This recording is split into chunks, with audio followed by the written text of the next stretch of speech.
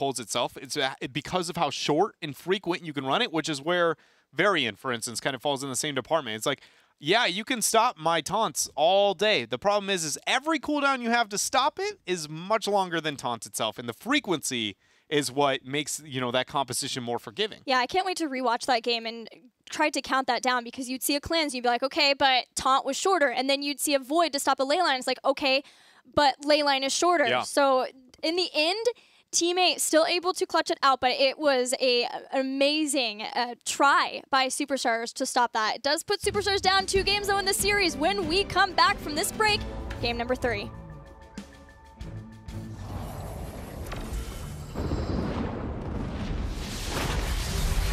You know, I've been in more scrapes and adventures than I can count. That being said, I've never seen anything like this. Hail, hero. Is that a frog in a bubble? Oh gosh, they are so cute. Well then, there's so many friendly people here. Coming through. Love the hair. Oh, the cavalry's here.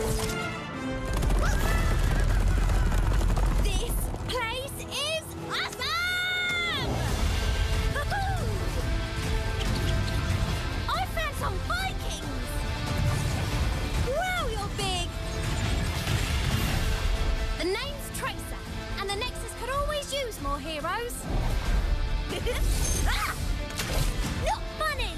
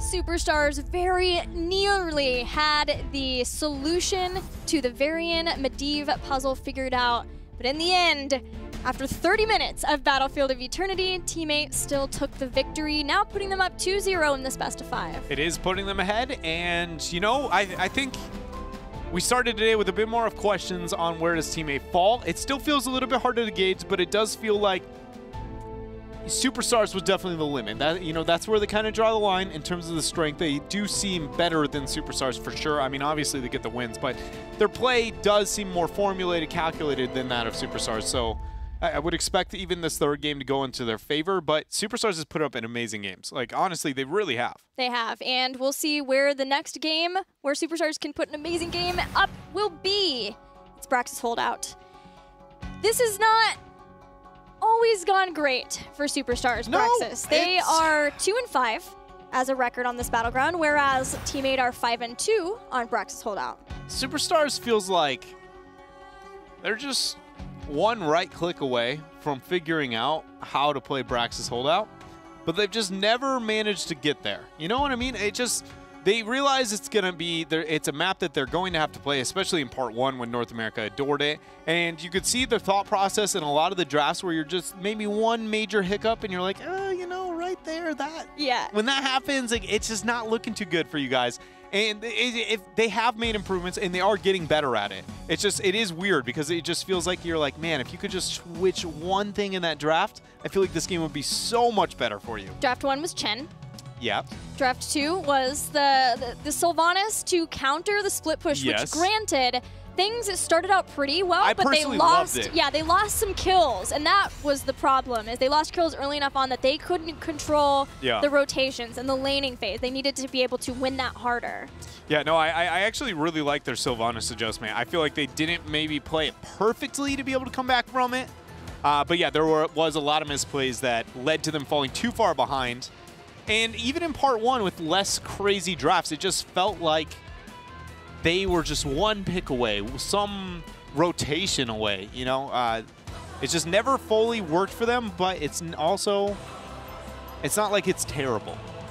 So we'll see if they figure it out. If they figured out what is the place, what is the rotation, what is the draft choice that they need to be able to hold their own against Team A. Superstars traditionally always favors winning the 4-man. In the tradition of Braxis Holdout, you have 4 people in one lane and then 1 person in the other one, your strong solo laner. That has started to be busted by some teams, especially when we look at how Europe has played this battleground before, but Superstars has held on to winning that 4-man, and because of that has lost out on the solo lane before. Whether we see adjustments to that, you know, both teams like Dahaka, we have to see. We're about to. 5 seconds away. Is it the Malf? Is it the Zarya? Or is it the Falstad? Not what I was guessing, but hey, 1 global down, 1 Dahaka solo laner remains. Zarya. So Tass has been let through. What do you do, Superstars? You pick Tassadar. You pick the Tass. Like, I know. You like Tassadar? I think they're going to go, okay, they did. Yeah, I was like, I know you want the Dahaker. Wait, that's what we're calling him, right? No, we're never calling him that ever. I really think we should. Either way, but the Tassadar, infinite better. Okay, so Tass, he's been let out of the cage. First Tassadar in all part 2, I believe. Oh, my. He's been 100% banned up until this game. This is his moment to shine. Now teammate goes, do we rid of Tracer? Is that a problem? Zeratul looks less appealing. Dahaka's still appealing. Vala. And they just, no. Malfa noob. I thought they would take either Vala or Dahaka. You know what? Don't say it. No, do say it, please. What is it? Let's go. It's time for some E-Star Braxis. Ooh, Although okay. E-Star didn't win with E-Star Braxis, so maybe not. Do you want to let everybody at home understand what an E-Star Braxis is? That was a triple support Zul'Jin Dahaka solo warrior dream. That's E-Star right there. Shout out to E-Star, man. I don't care what anybody at home has to say about how wonky and thoughtless Chinese drafts can appear at first glance. They always make a world-changing meta find. I love Chinese It just takes them a bit, and then they legitimately just throw everything until it sticks. And when it does, turns out it's really, really, really good. Material Greymane?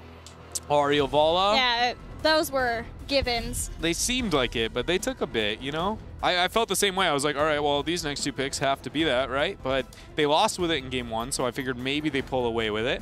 Pull away from it. Again, though, Superstars have yet to get their solo laner, and teammate may be able to take advantage of that in this next rotation. Yeah. We're yet to see the Dahaka, which I'm learning we're calling him Dahaka. The rightful name that he was given from Dahaker. From the game. Kerrigan? Kerrigan named him? I don't think so. No. Man, I didn't know Kerrigan gives out names. Leoric? She's a queen. She gives titles. I guess that's true, huh? She is the queen. Of all is her? Yeah. That's pretty powerful. Leo ban is more focused onto the solo. Yes. Only leaning more towards, you know, is this the Ragnaros Dahaka, whatever it's going to be. So what does Superstars do? Do they ban it out and be like, nah, not today? We're afraid of it? I personally feel like if you ban Dahaka right now, you force Team 8 into more of the Ragnaros again, and it's just way less impactful. I think they'll ban Gul'dan. I don't want to see a Gul'dan ban. Okay. We've talked about Ariel.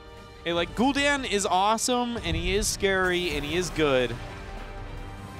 But he, you know, you could not have a better double support to deal with it. Yeah, There's I agree. no they did world. ban it in game 1, though, Yeah, that's true. when they had the same, but Zarya instead of Tass. Yeah. Team 8 for them. Get to pick what do they want in top. Who is going to be their champion? They have played Dahaka both Braxis games of Part 2. I feel like the Leo really just makes it that much more committed to whoever they think is going to win that matchup. I'm trying to figure out. Honestly, Leoric right now is in a weird spot to where I don't know who he wins and loses to. It's like I know some of them and how they used to play out, but now him coming back, it is a bit different than what we've seen before. The only thing I was going to say is maybe by taking Arthas, they're able to get someone who can hold the lane well while also taking away another possible warrior pick for Stray, but nope, going to stick with Dahaka and Gul'dan. Okay, so the reason I really, you know, conveniently enough, both of our ban suggestions were the picks. The reason I really didn't want Dahaka to be let through is based on the fact that having that global with the wave clear, the pressure, and everything else, Gul'dan into the 4-man, you have the best double support to be able to deal with it. It's one of the best trios to deal with the 4-man that Gul'dan is going to provide. But by pulling away that global for that constant gank pressure, if they could put that into something like a Ragnaros or like even a Sonya, it would just be so way less impactful than a Burrow drag combo coming out from Superstars, or from Team 8. The minute Superstars gets burrowed on, dragged on, and they have to use their cooldowns in a way they weren't comfortable starting a fight is usually when they feel the weakest, which is why I very much thought we would see a ban on that Dahaka over that Zeratul. And there is going to be last pick Varian. Here we go again. Oh. I've seen this. Chromie Gul'dan. In every time into the Ariel. Interesting. The Sonya pickup, I love a lot out of Superstars. Just want to say that into the matchup on the 1v1 up on top. But more importantly, having the Tassadar suddenly becomes really appealing. Yes. Not necessarily the Warrior. I would like to see out of Superstars going with the Varian, especially with no auto attackers existing on the other side. Just not doing too hot. I mean, once he gets shield wall, he negates still a lot of damage overall. yeah, I mean, it does allow him to kind of go up and eat a lot of damage. That is true with the shield wall. It just feels like the auto attacking still resets the cooldown with the way that he specs, so it helps getting multiple. You usually want that into somebody. I mean, it's anytime you can just be like, I'm not taking damage. It's a pretty cool spell, but it just doesn't feel like it's going to be that impactful to what he provides to the lane, to the composition. It's a double warrior, double mage. Like outside of getting on top of a Gul'dan or a Chromie and getting a perfect taunt, it just feels like it won't provide that much compared to like when you have a Sonya on your team, like an Arthas was still an option in this draft. Sonya Arthas Tass, hello. I mean, we know what that used to be in the past. Just won the game, period. Chasing it down, enabling a Sonya like that, because she becomes so more forgiving whenever you have a Tassadar on your team. What would you have liked to see instead of Variant Arthas? Yeah, I think the Arthas would have been my definite go-to for this. And I can see the being too weak in the poke. If not, Tyrael. Into a double mage, going with the spell, synergizes with Sonya, Yeah. cross-supporting for everybody. Well, they didn't know they were going to be into a double mage because Varian was picked before Chromie, but Tyrael would have been cool to see. I think Varian, for them, being able to have the level 4 talent negate a lot of damage, be able to stand on the point a long time, sort of like Muradin, but Muradin has Dwarf Toss. There were a lot of options that were possibilities there. Let's see how this Varian works out for Stray and the rest of Superstars as we head into game number 3.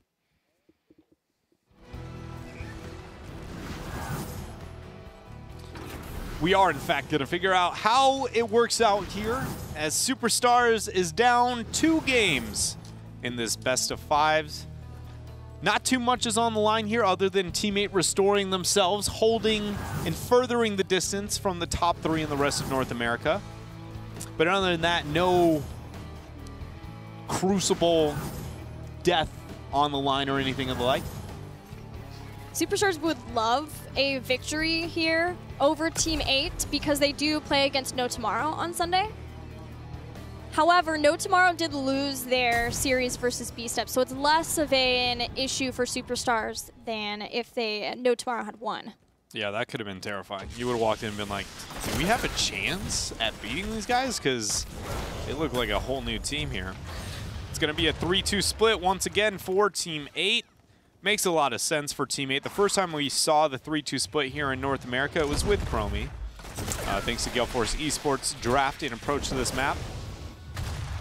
Nubrak has taken Region Master, which normally we see Nerubian armor there, but in this instance, not a whole lot of spell damage coming out, and the ability to be able to get globes on Brax's holdout is very good, especially if you can control those neutral points.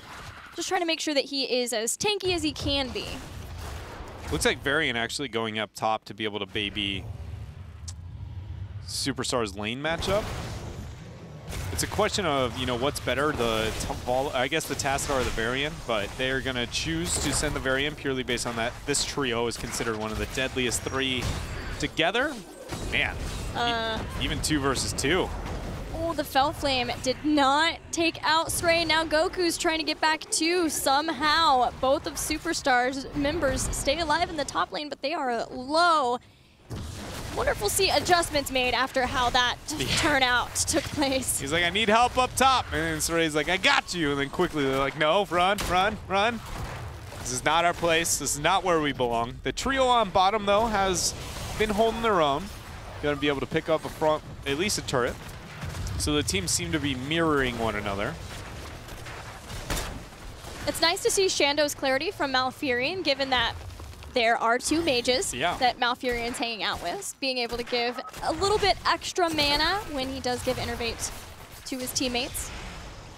Going for the old Oprah Winfrey strategy there with a double mage Shando's clarity. You get some mana. You get some mana. You get some. Iacona knocked up. Beautiful detainment strike. The burrow from Glorong. There is no drag yet. It's going to be whiffed, but at the cost of Iacona's life. Yeah, juking towards your opponent's base at that point is not going to make it any easier for Iacona to get away from that. So that'll give level 4 a little faster to Team 8, but Superstars hanging strong for now. Goku using the Sonya ability to be able to jungle in the mercenary camps to get the first.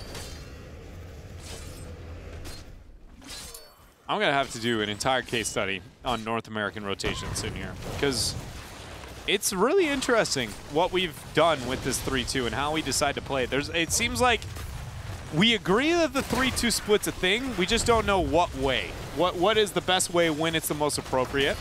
For now, it seems to be working out for Superstars as they have control over both the shrines for at least 10%. But it's just something smells weird about it, you know? Just a bit fishy. I'll leave that to you. Look at that, man. Somebody, Man-Chili out there. Man-Chili89 has got my back. Thank you. The only non-double male duo we have casting commentary and heroes. Everybody forgets to compliment me, make me feel pretty. Well, when are you going to put purple in your hair? That's the real question. You know, I honestly really wanted to respond with something witty and throw it in your face, but I realized I do not have the confidence to say that comment online and then turn everybody down later when they're like, why isn't your hair purple? That's fair. That is fair. Teams continuing to trade out damage, but for now, Superstars happy to leave it a 1v2 in the top lane so that they can get the push in the bottom lane. But this is doing pretty well for Team 8. They're still ahead in experience. They've sieged down the fort more. The burrow from the Haka is going to allow them to capture both of the shrines, too. Question is, how long can they hold it? Srey dropping the first parry. Good knock-up for Justing. A lot of damage out. Reflected the first rotation. Chromie seals the deal there. Mid-dash. Good night, Srey. And that was Dragon's Eye to change up from teammate, but it is a different Chromie player this time. Cure playing the Gnome Dragon. So far, teammate seems to have full control of Brax's holdout, what we would expect given their record on this in the past. Glaurung's here, trying to drag. Goku was open to dodge. Drag still connects. Yoda there.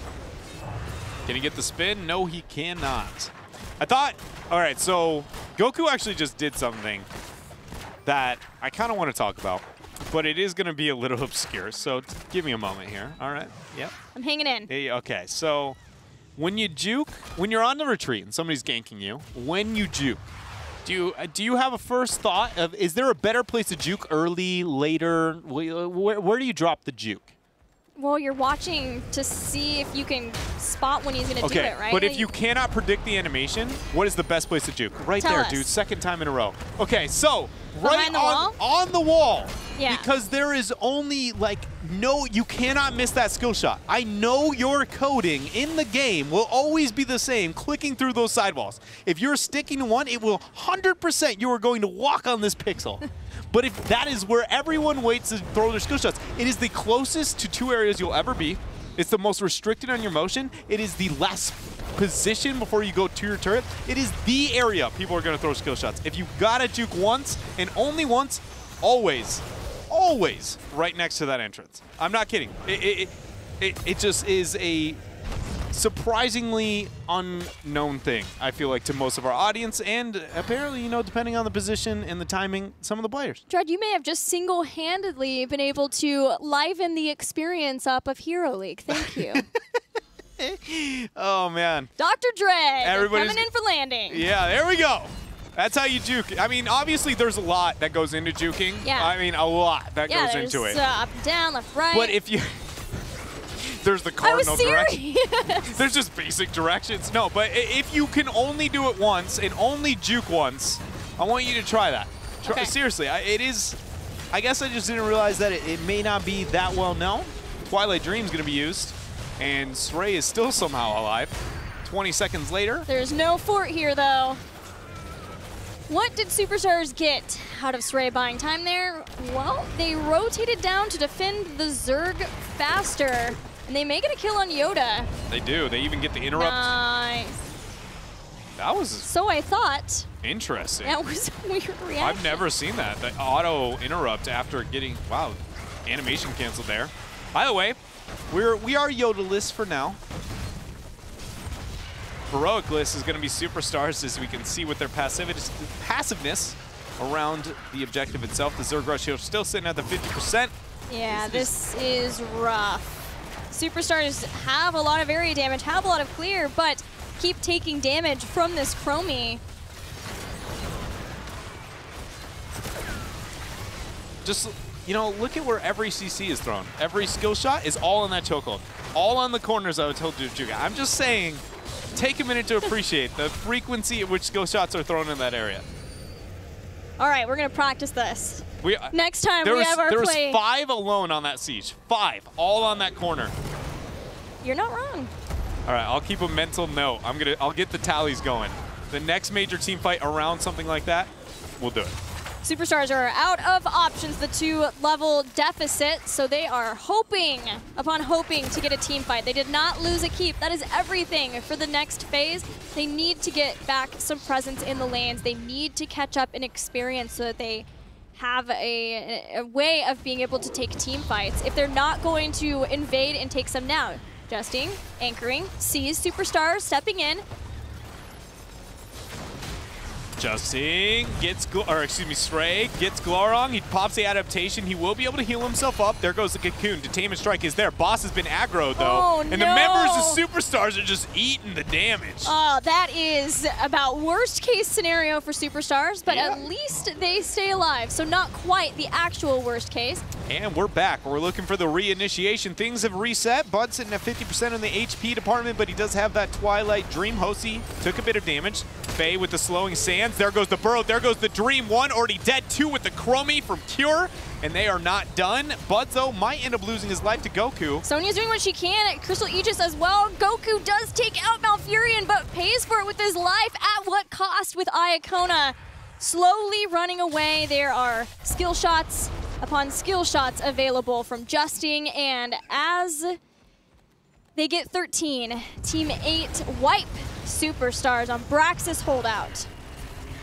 It's going to lead to this Bossarino. This one, you know, a little less intimidating than the last one midway through a team fight. With the pressure of the camp up on top and that of on bottom with 13 talents here, I really just, you know, Superstars is just miles behind. They're going to desperately try and get a straight play. Glowering may get taken out from that. Faye was doing all she could. The health bars are low, but the boss is there. Justing stops Faye from chasing and getting kills. Buds catches Moonfire there. The choke point for that Twilight Dream from Buds in the last fight was epic. Yeah, and it really, you know, was the indicator that was like, you know, Superstar's probably not going to be winning this team fight here. Bud's making plays as usual, but the Shrines are up. 50-50 for now. Saray's 2v1, 3v1. I'm sorry, ever since I brought it up, all I can think about is skill shots around chokeholds. You keep staring at walls every single time a skill shot's thrown, I'm like, that was next to, again, the closest area next to a sidewall. Like, you can just, there's a science to skill shots here. It sounds like a bad like infomercial. We'll be like, hey kids, you want to be a professional gamer like me? All right, and then you just like insert your bad tooltip series afterwards. You see people face palming dramatically as they lose games. Defeat. Yeah, exactly. It grays out. It goes grayscale as they're like, no, I'll never. And then you just be like, insert the magic tool. It's either a poorly written 5-step hand guide to being better at gaming, or like a really bad scroll mouse, like scroll ball mouse, where they're like, no, this is new and improved for professional gaming. For only $9.95. 4 payments up. If you pay right now, too, if you order in the next 15 minutes, you'll be able to get a handwritten guide by Dreadnought thanking you personally for this. Team fight goes down. Horrify hits Sonya, who's going to be brought away, but the rest of Superstars trying to get a kill on Buds. Got him. That is going to be the first kill of the fight. Can Glaron get any more here? Sray, or excuse me, man, Goku gets blown up. Iacona gets a full rotation of the Dragon's Eye there. Members of Superstars on the full retreat. No surprise. Kira's just like, can I get in range of a rotation? No, not going to happen, but they do pick themselves up a nice 100-0 Zerg rush. That team fight goes to show how a double mage poke comp is scary for an Ariel comp. She was trying to be able to heal up the team, but without Vala being able to go in at all and continue to keep the energy up, she could not allow the reinitiation. So even though kill on Buds, Team 8 walk away from this Zerg phase with a very healthy Zerg phase that is looking at the keep of Superstars. How much can they get? The cocoon is going to be used, but it's a bit out of spot. Never mind. Tassadar is just gone. Goku, will he be able to make it out? There's the first spin to win, but he is too low. Aegis is going to be forced. Well-timed Twilight Dream just says, no, good night. And this is it. Team 8, 3-0 clean sweep. Even after that beautiful Horrify, putting Stray in even worse positioning here. 3-level lead from Team 8 as they barrel on toward the core of Superstars. It's low-ish respawn timers, but with no Ariel now, as well as the rest, Team 8 have been able to break their losing streak, finally taking out Superstars 3-0. Taking out Superstars is the step.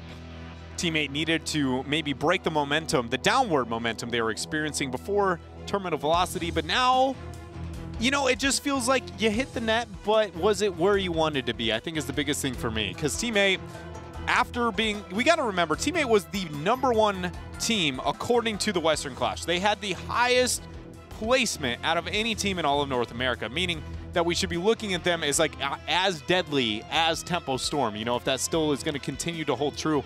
And their failure to be able to do so, I think in this being the countermeasure to stop the momentum, to stop the losses, it's nice, but it's not enough. I really want to see where Team 8 goes with the rest of this part after today. It's maybe not enough for you to be fully convinced that they're back, but I think it is at least enough for them to feel like they have some momentum again. Like they have been able to stop the bleeding that took place after losing 3-0 to Tempo, 3-0 to Gale Force. And what was the score? It was a full 5 game versus B-Step.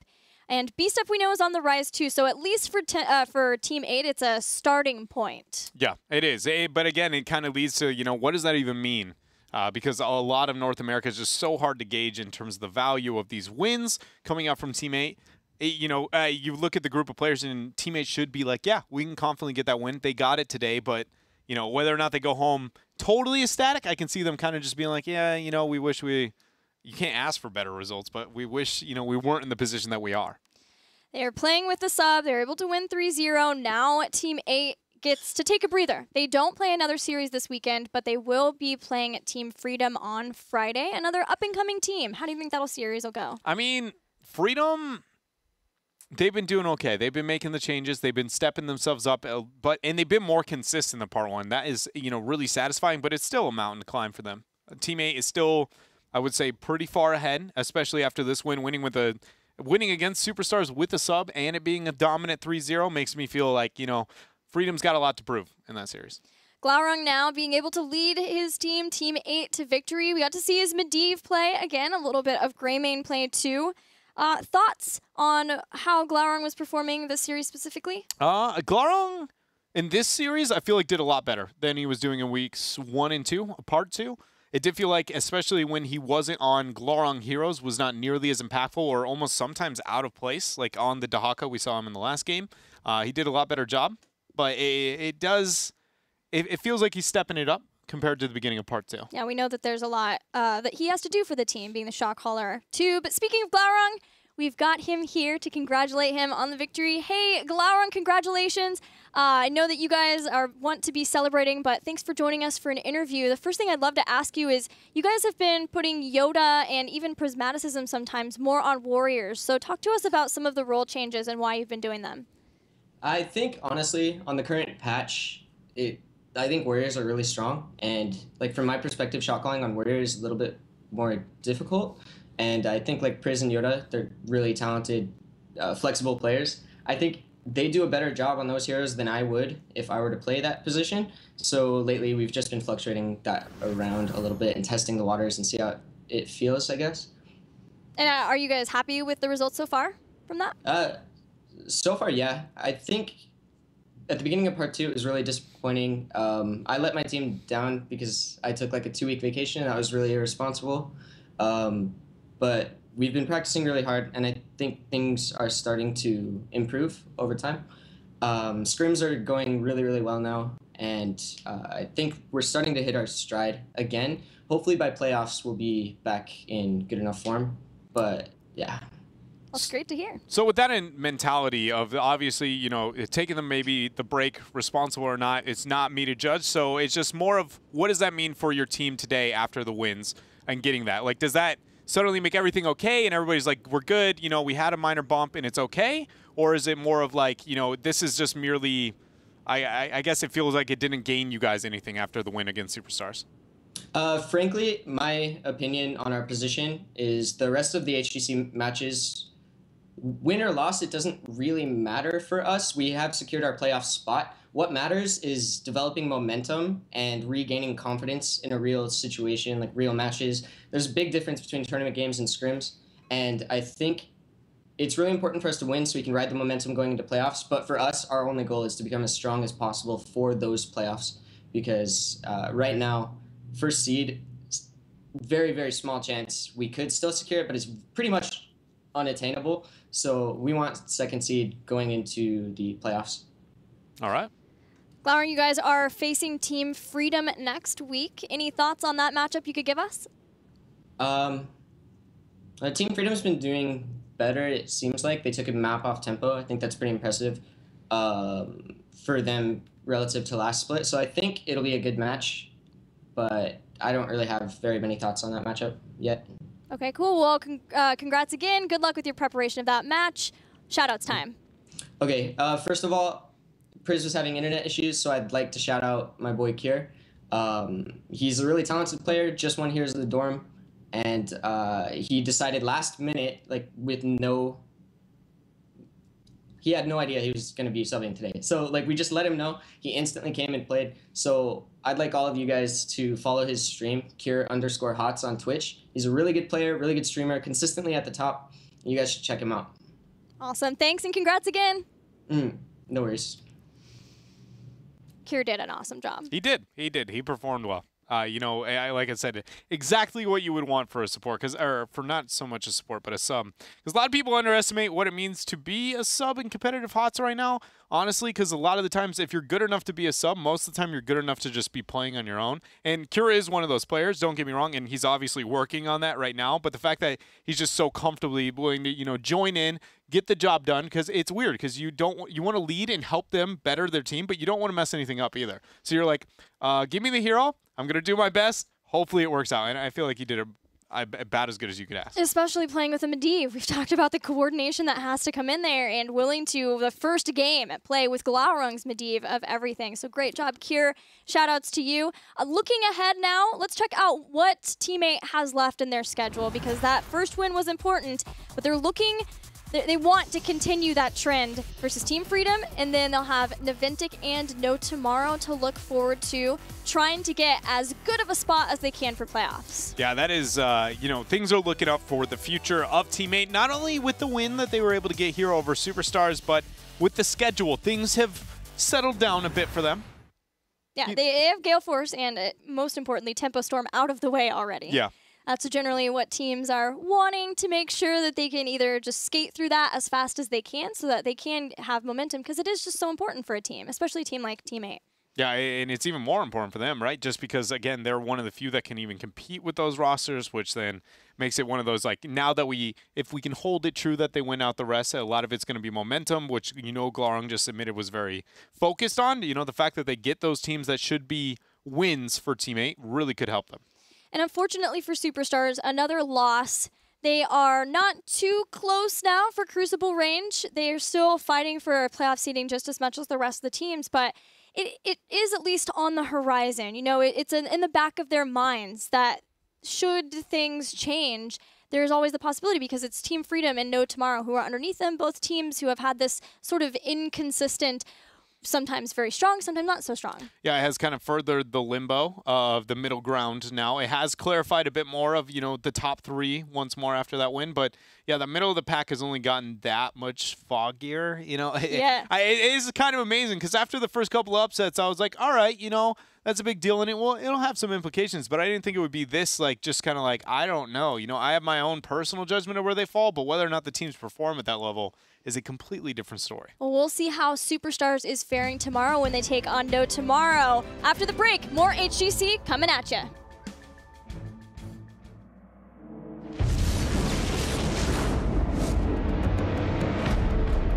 Now we bring them to pain.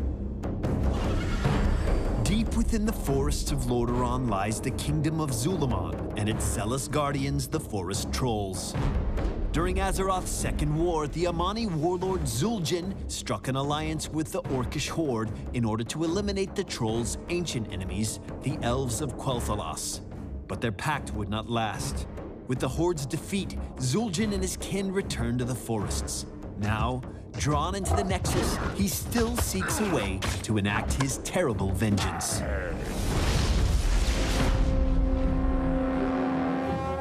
Zul'Jin is an aggressive ranged assassin whose Berserker Rage increases his attack speed and damage at the cost of his health. Zul'Jin's trait, Berserker, has both a passive and activated effect. Passively, Berserker increases his basic attack speed as his health lowers. When activated, Berserker increases his attack damage, but also drains his health as he attacks. Berserker can be toggled on and off at will. Zul'Jin's first basic ability, Grievous Throw, hurls his axe forward, dealing damage to the first two enemies it hits, marking them. Marked enemies take increased damage from Zul'Jin's next three basic attacks, or until the mark expires. His next ability is Twin Cleave. When cast, Zul'Jin throws his two axes in a unique circular arc that returns back to his position. Any enemies hit by an axe take damage and are slowed. The slowing effect will stack if an enemy is hit by more than one axe. All Forest Trolls have the gift of regeneration, and Zul'Jin is no exception. When activated, he channels for a moment and regenerates a significant amount of health. Moving or taking damage will interrupt the effect. Zul'jin's first heroic option, Taz Dingo, provides him some incredible survivability. By channeling the power of the Loa, Zul'jin gains the unkillable status, which prevents him from falling below 1 health until the effect ends. His second heroic ability, Guillotine, is a deadly tool of destruction. This hefty axe can be thrown a large distance and deals immense damage to enemies in the impact area. Guillotine's damage significantly increases as Zul'jin's health lowers.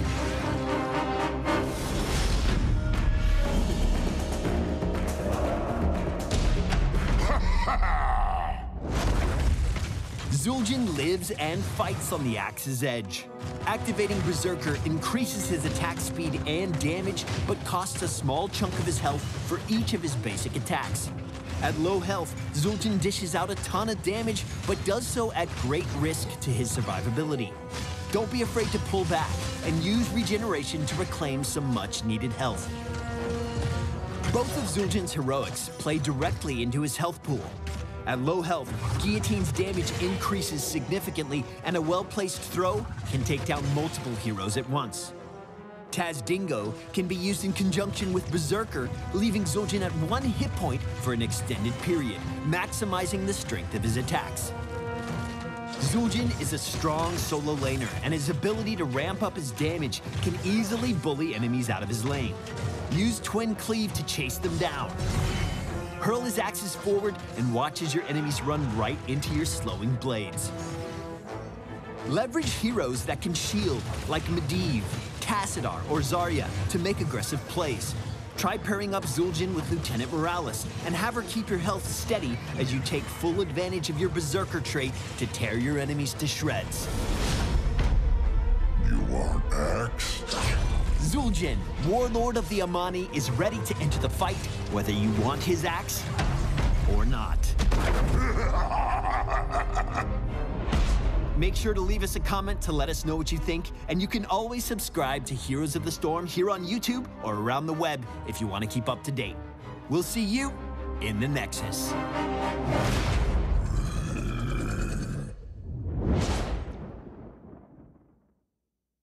Sombra, it's on you now.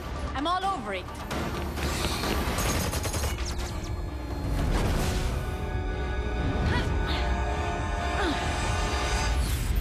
See the full animated short at playoverwatch.com.